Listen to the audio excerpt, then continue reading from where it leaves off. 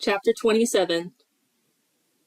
Now when it was decided that we would sail for Italy, they proceeded to turn Paul and some other prisoners over to a centurion of the Augustan cohort named Julius. And we boarded an Adramyttian ship that was about to sail to the regions along the coast of Asia, and put out to sea accompanied by Aristarchus, a Macedonian of Thessalonica.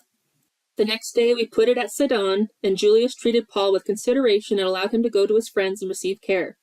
From there we put out to sea and sailed under the shelter of Cyprus, because the winds were contrary. When we had sailed through the sea along the coast of Cilicia and Pamphylia, we landed at Myra in Lycia. There the centurion found an Alexandrian ship sailing for Italy, and he put us aboard it.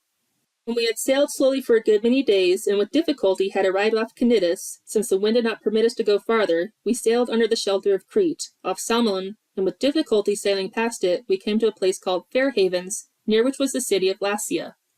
When considerable time had passed and the voyage was now dangerous, since even the fast was already over, Paul started admonishing them, saying to them, "Men, I perceive that the voyage will certainly be with damage and great loss, not only of the cargo and the ship, but also of our lives." But the centurion was more persuaded by the pilot and the captain of the ship than what was being said by Paul.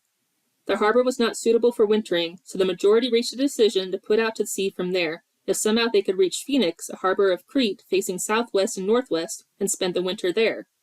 When a moderate south wind came up, thinking they had attained their purpose, they weighed anchor and began sailing along Crete, closer to shore. Before very long, a violent wind, called Eurykilo, rushed down from the land, and when the ship was caught in it and could not head up into the wind, we gave up and let ourselves be driven by the wind. Running under the shelter of a small island called Cauda, we were able to get the ship's boat under control only with difficulty. After they had hoisted it up, they used supporting cables and undergirding the ship, and fearing that they might run aground on the shallows of Syrtis, they let down the sea anchor and let themselves be driven along in this way. The next day, as we were being violently tossed by the storm, they began to jettison the cargo, and on the third day they threw the ship's tackle overboard with their own hands. Since neither sun nor stars appeared for many days, and no small storm was assailing us, from then on all hope of our being saved was slowly abandoned. When many had lost their appetites, Paul then stood among them and said, "Men, you should have followed my advice and not have set sail from Crete, and thereby spared yourselves this damage and loss. And yet now I urge you to keep up your courage, for there will be no loss of life among you, but only of the ship." For this very night an angel of the God, to whom I belong, whom I also serve, came to me, saying, "Do not be afraid, Paul, you must stand before Caesar, and behold, God has graciously granted you all those who are sailing with you. Therefore, keep up your courage, men, for I believe God that it will turn out exactly as I have been told, but we must run aground on a certain island." But when the 14th night came, as we were being driven about in the Adriatic Sea, about midnight the sailors began to suspect that they were approaching some land, and they took soundings and found it to be 20 fathoms, and a little further on they took another sounding and found it to be 15 fathoms. Fearing that we might run aground, somewhere on the rocks, they cast 4 anchors from the stern and prayed for daybreak.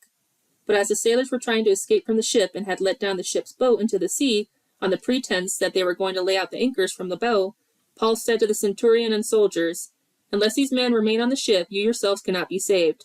Then the soldiers cut away the ropes of the ship's boat and let it fall away.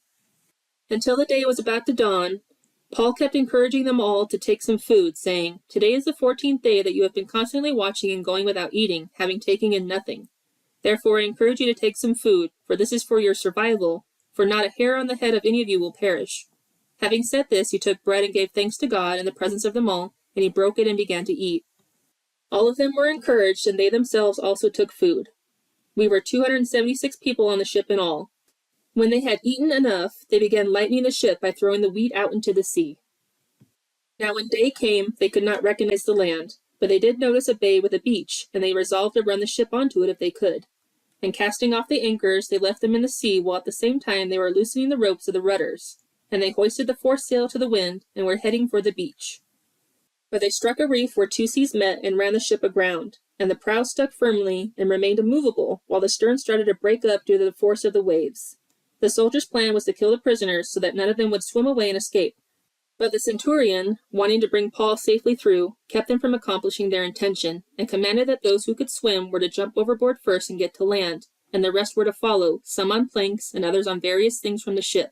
And so it happened that they all were brought safely to land.